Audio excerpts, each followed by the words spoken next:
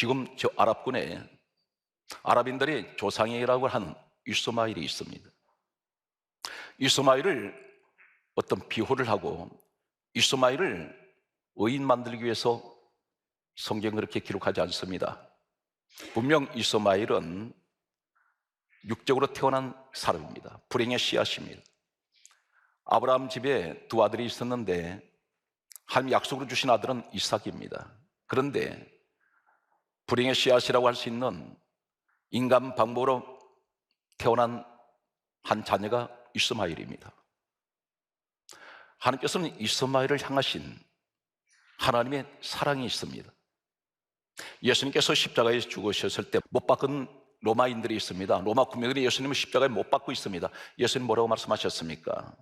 아버지여, 저들을 사하여 주옵소서. 그들 죄를 용서해달라고 하나님께 기도했던 우리 예수님, 좌편 우편 강도들이 십자가에 못 박혀 있습니다. 한 강도가 십자가에 못 박힌 이 강도가 회개할 때 예수님 뭐라고 말씀하셨습니까? 이 사람 살인자입니다. 강도입니다.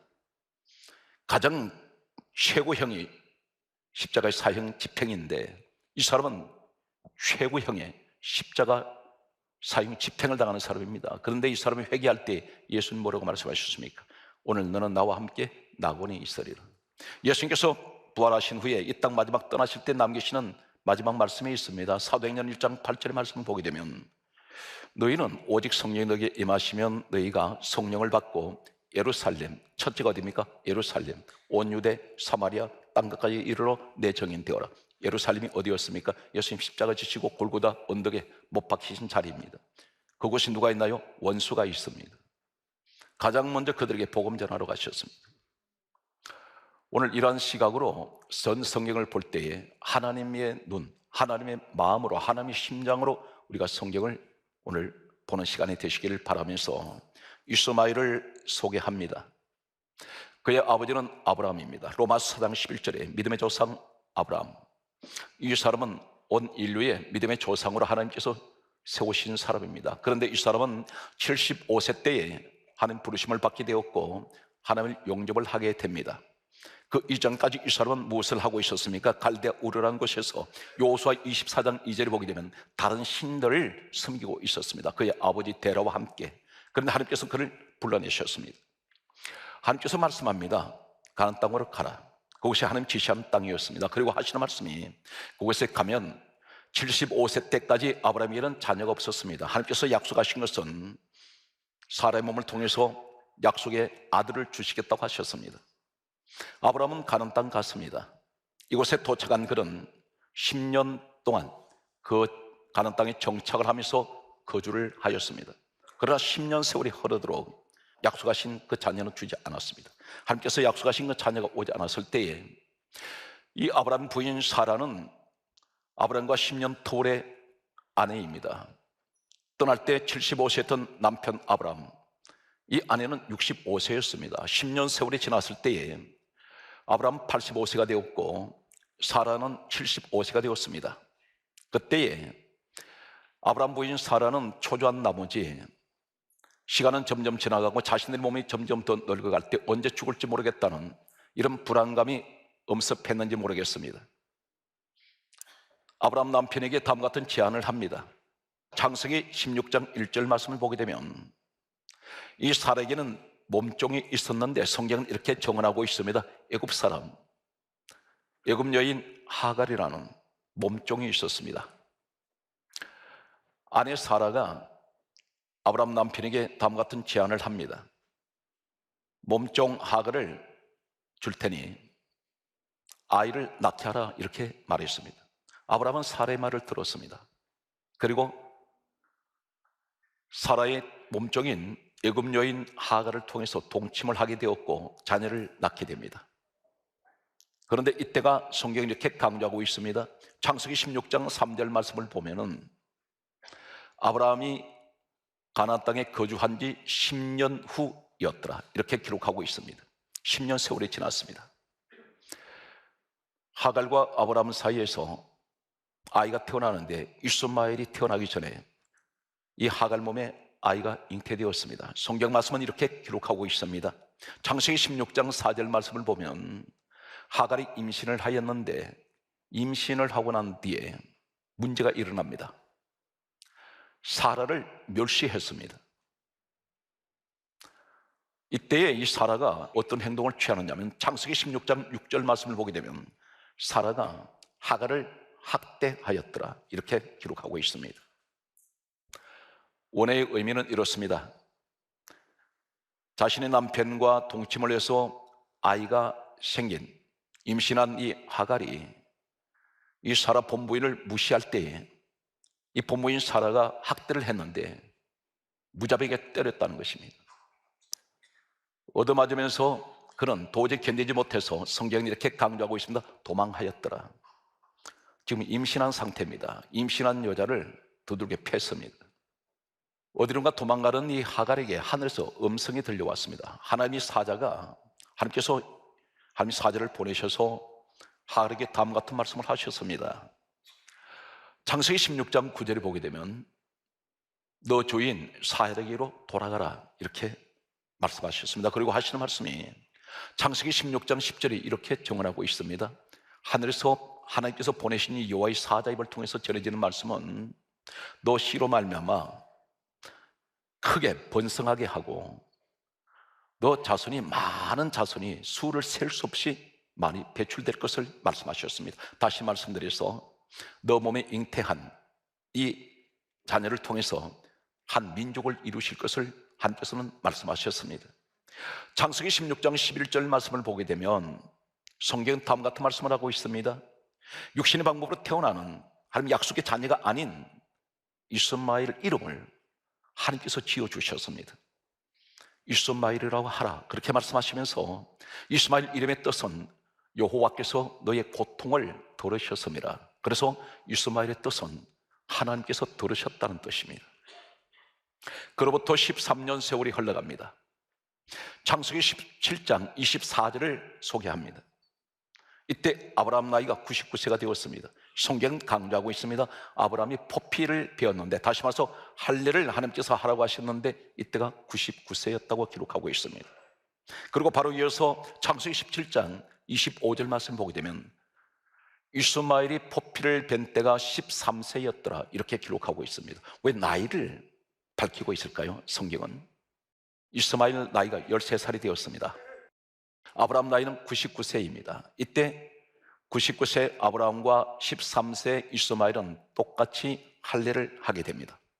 그리고 1년 후에 성경은 이렇게 강조하고 있습니다. 창세기 21장 5절 말씀을 보게 되면 사람의 몸을 통해서 드디어 약속의 아들 하나님께서 보내시겠다고 했던 이삭이 태어나는데 성경이 이렇게 강조합니다. 아브라함 나이 100세가 되었더라.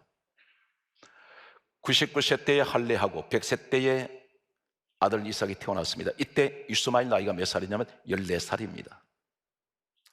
14살 된 이 이스마엘은 육적으로 태어났습니다.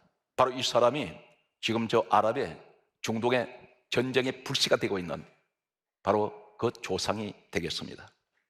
오늘은 그 후손들에 대해서 말씀을 전하는 것이 아니라 이스마엘 한 사람만 국한해서 성경에 이스마엘에 관해서 하나님 관계가 어떤 관계인지를 성경에 기록된 대로만 소개하겠습니다. 분명 강조합니다. 이 사람은 육신의 방법으로 태어났습니다. 하나님께서 주시겠다고 했던 약속의 자녀는 아닙니다. 그런데 100세 때에 이스마엘 13살 때에 14살이 된 그때에 이삭이 태어난 순간 이때부터 이스마엘 인생은 완전히 엉망진창이 되어버립니다. 아브라함과 사라 사이에 자녀가 없어서 하갈이라는 몸종을 통해서 자녀를 낳게 했는데 13년 동안 이삭이 태어나기 전까지는 이 이스마엘은 모든 사람에게 사랑을 받았습니다. 사랑을 한 몸에 받고 그는 13년 동안 지내왔습니다. 그런데 약속의 아들이 태어난 순간 아무도 이 몸종 출신은 이스마엘, 육신의 방법으로 태어난 이스마엘에 관해서는 아무도 관심을 가지지 않습니다. 천대시했습니다. 업신여겼습니다. 몸종의 아들입니다. 이스마엘은 자인이 잠시 전까지만 해도 이삭이 태어나기 전까지는 자신이 사랑을 받고 그리고 많은 사람한테 늘 이 사람은 어느 곳에 가든지 늘 많은 사람들에게 기쁨을 주었는데 이삭이 태어난 순간 갑자기 완전히 구렁텅이로 전락해버린 이 자신의 모습을 볼 때에 이삭이 미웠는지 모릅니다. 시기심이, 질투가 일어났는지 모릅니다. 그래서 성경이 이렇게 강조하고 있습니다. 창세기 21장 9절에 보게 되면 이스마엘이 이삭을 성경 강조합니다. 놀리는지라 이렇게 기록하고 있습니다. 14살 된 이스마엘이 이제 갓 태어난 이삭을 놀리기 시작합니다. 그런데 이 모습을 지켜보았던 그 어머니 사라는 용납할 수가 없었습니다. 그래서 창세기 21장 10절에 남편 아브람을 부릅니다. 그리고 이렇게 말합니다. 그 여종과 그 아들 내쫓아라 이렇게 말합니다. 여기 내쫓아라 이 말이 히브리어 원문에는 영어 번역 성경이 아닌 히브리어 원에는 가라쉬라고 되어 있습니다. 가라쉬. 히브리어의 이 내쫓아라는 이 단어가 가라쉬 어떤 의미를 가지고 있냐면 강제적으로 내몰다, 그리고 강제적으로 밀어내다, 그리고 다른 의미는 인연을 끊다 이런 의미를 갖습니다. 다시 말해서 이 사라 입을 통해서 내쫓아라는 이 말의 원문의 의미는 저 여종과 저 이스마엘은 인연 끊으세요. 그리고 강제로 내쫓으세요. 강제로 내쳐버리십시오. 몰아내십시오. 이 사라가 아브라함에게 그렇게 요구를 했습니다. 어쩌면 이 하갈은 이용을 당했습니다. 사라의 한 목적을 위해서 하갈은 희생된 사람입니다. 그런데 자신에게 아이가 생겼을 때 헌신짝처럼 버려버립니다. 여기에서 아브라함이 하는 모습을 봅니다. 창세기 21장 14절에 보게 되면 성경이 이렇게 정언하고 있습니다. 아브라함이 떡과 물 한 가죽 부대를 하갈의 어깨에 메어주고, 성경 대단히 중요한 말씀을 이렇게 기록하고 있습니다. 그 아이를 데리고 가게 하니 이렇게 말씀합니다. 데리고 가게 했습니다. 여기서 데리고 가게 하니 이 말은 어떤 히브리어 원어가 있냐면 샬라흐라는 샬라흐 이 단어를 쓰고 있습니다. 샬라흐. 무엇을 말하냐면 이 샬라흐에 데리고 가게 하니 누구를? 분명 아브라함의 아들입니다. 그런데 이 아들을 데리고 가게 하니 이 샬라흐 이 원어의 전체적인 어원의 의미는 이렇습니다. 살려달라고 액을 복걸하면서 아브라함에 매달려서 눈물로 호소하는 이 모자를 인정사정 없이 매정하게 내쳐버리는 그것을 의미하고 있습니다. 결국 하갈과 이스마엘은 쫓겨났습니다. 그런데 어디로 내몰렸느냐면 성경이 이렇게 강조하고 있습니다. 창세기 21장 14절에 보면 부엘세바에서 방황하더니, 부엘세바가 어디냐면 지형학적으로 말씀드리면 저 중동에 이 부엘세바라는 것은 최남단에 있습니다. 참고로 말씀드리면 북쪽으로 올라가면 올라갈수록 대단히 푸른 초장이 있고 비옥한 땅들이 있습니다. 그런데 남쪽으로 내려가면 내려갈수록 지옥의 사막입니다. 개미 한 마리 살지 않는 대단히 살벌한 곳이고, 그것을 사람은 서 있는 것조차도 힘들어서 서 있기가 힘든 곳입니다. 그런데 그런 쪽으로 내몰려 버렸습니다. 여기에 방황하더니 이 말이 어떤 의미를 가지고 있느냐면 타하, 시보리의 타하라는 이 의미는 술에 취해서 비틀비틀하다 이 의미를 갖습니다. 물 한 가죽 부대 주고 부엘세바로 내몰아 버렸습니다. 한마디로 말해서 죽으라고 내몰았습니다. 분명 아브라함 씨를 받고 태어난 이스마엘, 그리고 이스마엘 나이 14세까지라면 14년 동안 아브라함의 부인으로 있었던 하갈이었지만 이 두 모자는 부엘세바에서 헤매다가 자기라는 태양 열로 인해서 먹을 것은 없고 목은 타들어가고 사막의 한가운데서 오고 하다가 정신이 혼미해집니다. 술 취한 사람처럼 비틀비틀하면서 쓰러질 것 같습니다.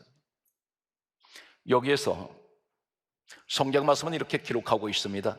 창세기 21장 15절에 보게 되면 가죽부대에 물이 떨어진지라 이렇게 말씀하면서 16절에 이어서 이 하갈이 이렇게 말합니다.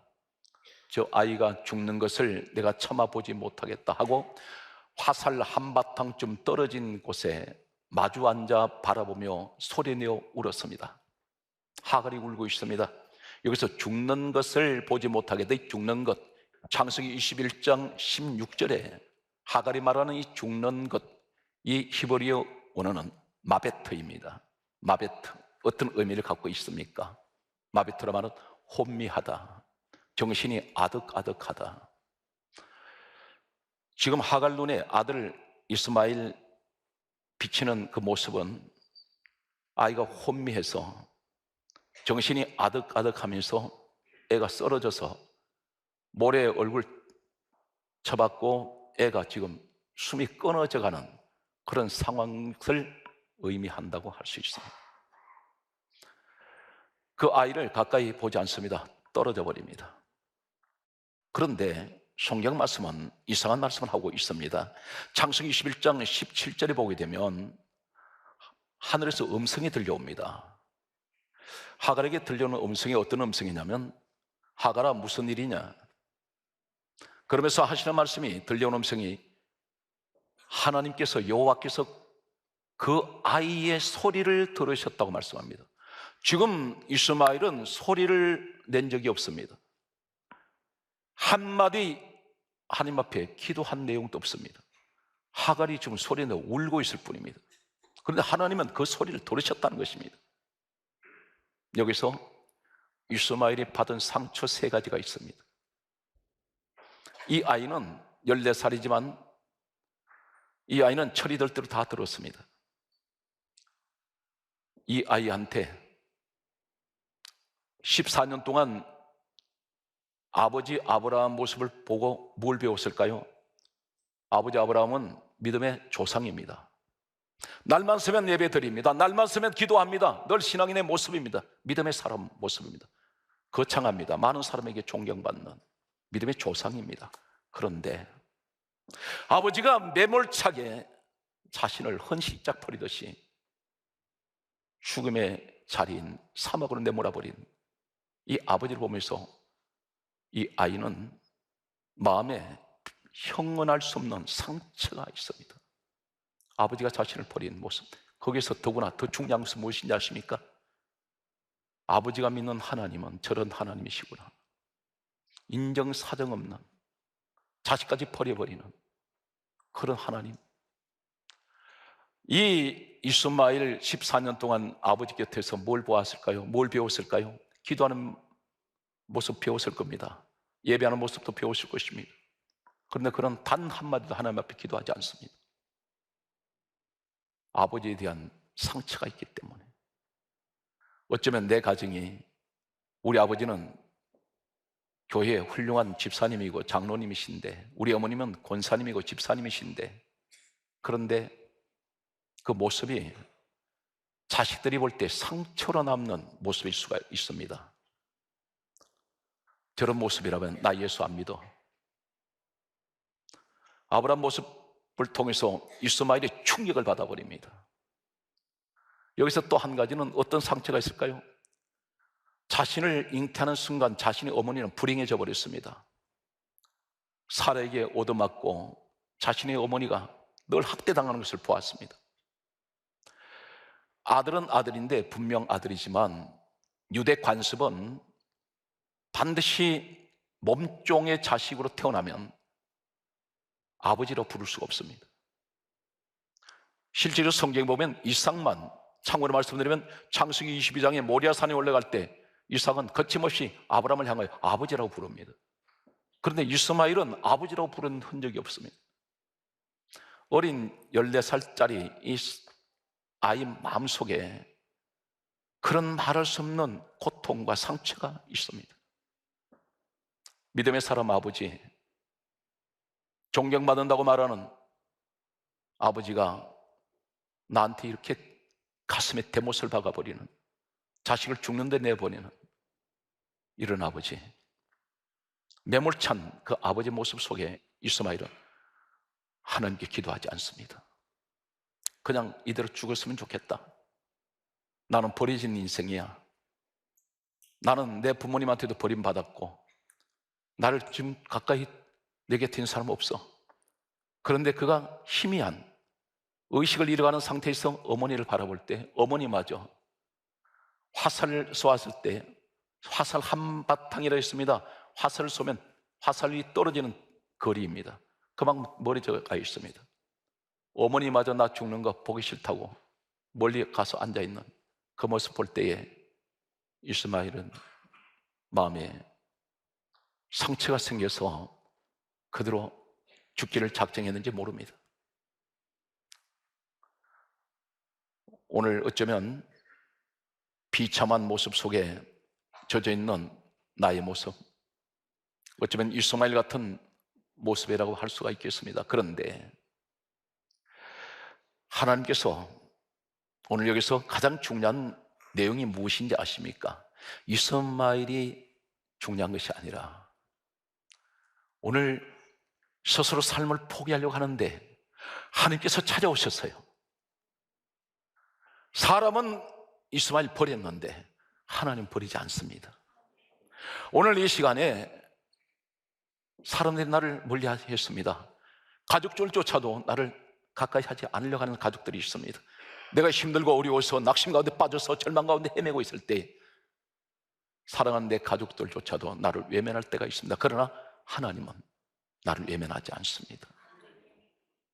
그 사막 한가운데 지옥 같은 사막에 죽어가는 이스마엘, 아버지는 죽으라고 사막으로 내몰았는데 하나님은 너 죽으면 안 돼 찾아오셨습니다. 이스마엘은 인생을 포기하려고 했는데 하나님은 너 인생 포기하면 안 돼 찾아오셨습니다. 사람은 나를 버렸다고 생각했는데 하나님은 버리지 않았습니다. 이스마엘은 절망 가운데 빠져 있는데 하나님께서 오셔서 소망을 주셨습니다. 그리고 성경이 이렇게 강조하고 있습니다. 창세기 21장 19절 말씀을 보게 되면 하갈의 눈을 여시면서 샘물을 보여주셨습니다.